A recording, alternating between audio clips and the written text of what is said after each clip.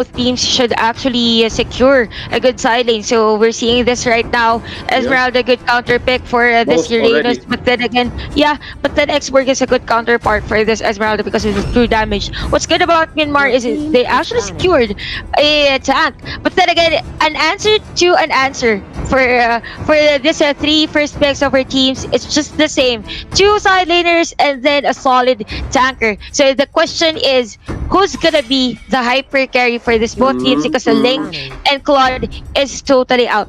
Look at this, Malaysia Ooh, respecting Natalia. BK's Natalia's like, we don't want that anymore. That was not fun at all. While Myanmar says, you know what? Lancelot's one of the few good cores left here. Let's get him out. It's funny how the first phase of picks went. It felt like it was orchestrated, like a karate kata or like a taekwondo formation. Like both teams know exactly what's up, right? Side laner, tank. Side laner, tank. But now, as we come around, Malaysia picks up Zorn's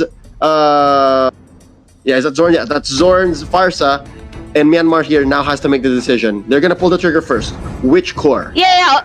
Also for Malaysia earlier, they actually picked the same Farsa pick, so it wasn't effective for them. So I guess for Team Malaysia, it's gonna be again the Kimi. Speaking, I was talking about Malaysia, but I saw this Kimi and the Luoyi pick. These are the deadly heroes that we've mentioned for the duration or the totality of this Razer Sea-Invitational. Luoyi was actually the talk of the town for the Group A. So we are seeing this right now from Myanmar together with the Kimi.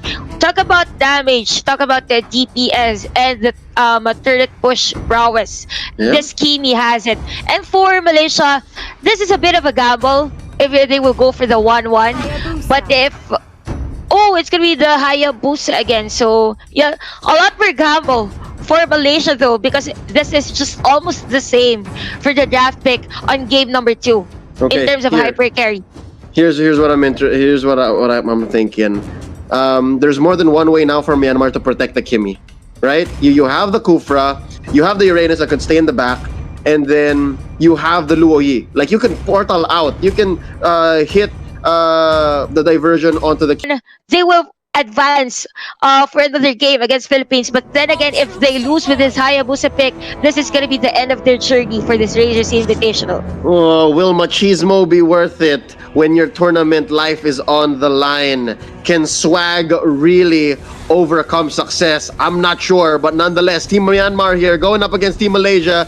It is going to be sudden death. An elimination here is imminent, ladies and gentlemen. Both teams staying to their side of the map for sure, and I think it's going to be Team Malaysia, Chantel, focusing on keeping FEEKZ healthy. They have to make sure that he gets his buffs.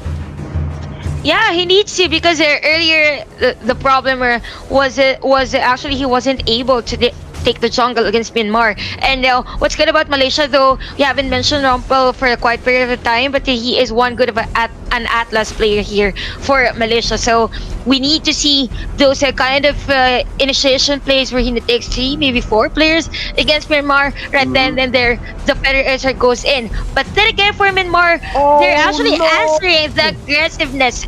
Team Malaysia has to secure this one, or else PHICKZ is going to be delayed. Oh, it's happening again. Who got it? Oh, HICCUP took it. HICCUP took it. First blood here is going to be onto Sham. OZORAVEKI gets it. Level 3 Tams. No need for no Inferno. We'll take it as it is. DK might be up next. OZORAVEKI still has the jump. Still has his glaives with him. Throws it out and lets DK go.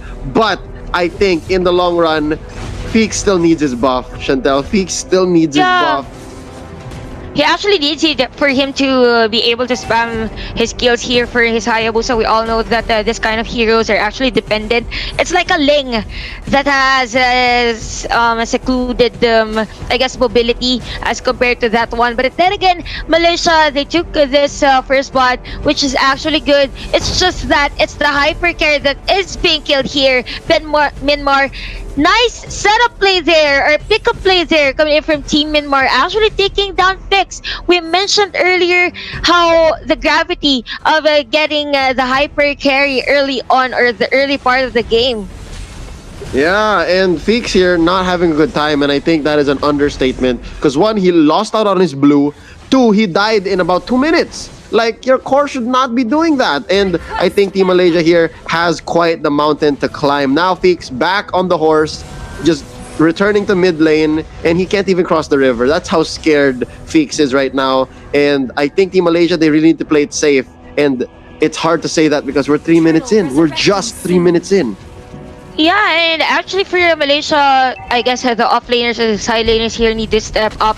They need to force everyone out against Team Myanmar for them to be able to make space for this Hayabusa to go and get, or actually recover from that death that he has. But then again, it's gonna be OZORAVEKI being taken here by Myanmar, who said that they should step up. But then again, they actually picked off. But then again, here comes the feather airstrike by XORN. XAMXAMXAM actually dives in for him. He goes by the wings, and this is another yet buff that Malaysia has to secure. But Turtle is the priority here of Myanmar. Ooh, Myanmar. Were they able to take it? Yes, they did. And again, YELLOWFLASH here has all the buffs he needs in the world. And let's look at the net worth here. 2100 on YELLOWFLASH, while Team Malaysia's FEEKZ, about 1800. He's down. And that machete, it's not even upgraded yet. So FEEKZ here, he's gonna find farm where he can. And up top, it looks like that's where he wants to pick it. He's going up against Royal Milk, but Royal Milk not gonna have any.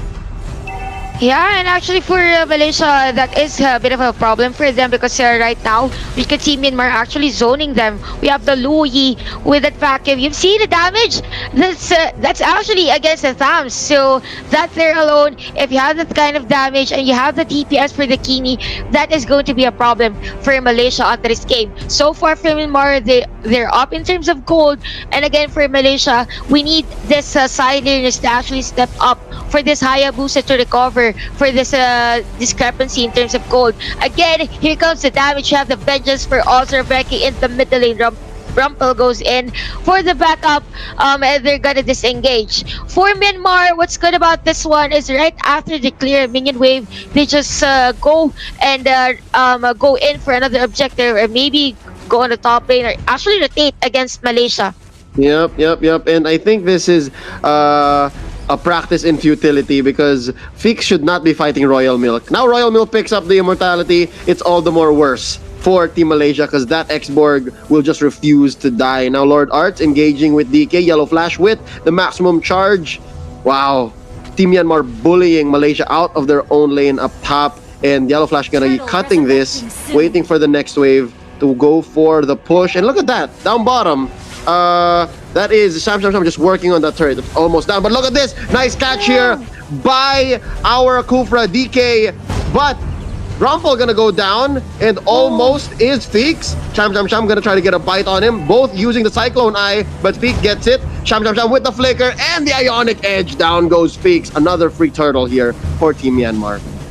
This is what we were saying actually, Leo, before the start of the game. We said that it will be difficult for this Hayabusa to actually burst down the heroes here of Myanmar. Imagine trying a shadow kill against the Uranus, even the expert that has the immortality. So I guess for Malaysia here, all they need to do is to go for the split push because Hayabusa, man, totally he doesn't have the damage here against Myanmar.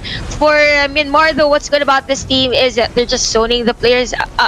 So they're just zoning players of Team Malaysia away. We can see right now XAMXAMXAM very deep in terms of the map here against Malaysia. They're just ready on taking this turrets down against Malaysia. So far from Myanmar, in terms of the turret push though, Malaysia is up because, or is ahead because they actually destroyed the turret on the middle lane or even on the top lane. So I guess for Malaysia, that is a bit of light for them onto this game.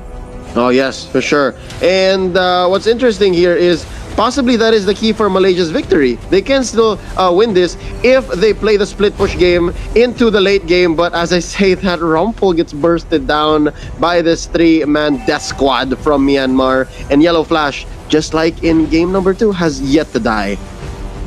The damage is just there for YELLOWFLASH. The TPS is just there. If they want to take down turret, just doing it. But then again, here comes a feather airstrike for Zorn.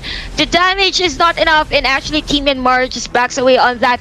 When that is happening though, we have the Uranus just clearing the minion wave for Myanmar. It's not a solid push though, but then the mere fact that their minion wave is just flowing on the side lanes, that is already an edge for the team. Knowing that you have the Sakimir, actually the Louis and the Kufra combo just rotating against Malaysia. The map vision is just there. It's difficult for the Sparses to go in for the feathered airstrike because he knows that there is a Kufra that is ready to dive in or to actually ready to counter him out.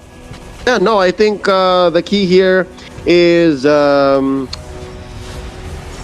actually getting rid of YELLOWFLASH. But again, with the way that Malaysia's picking their fights, they're trading, but with the wrong people. Like Royal Milk here, just got rained down the ults upon. But again, discipline from FEEKZ. He did not pop the shadow kill, so that's something, right? But oh wow, Sham stole the purple from Lord ARTZ. There's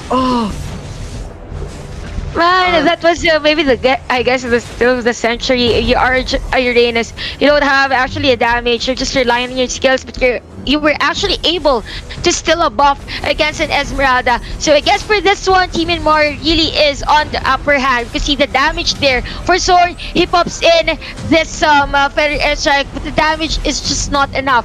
We can see this level 11 players, Royal Milk and even XAMXAMXAM. YELLOWFLASH actually now at level 14. So see the level gap for these players, but then again for Team Malaysia, all they need to do is to go for the split push.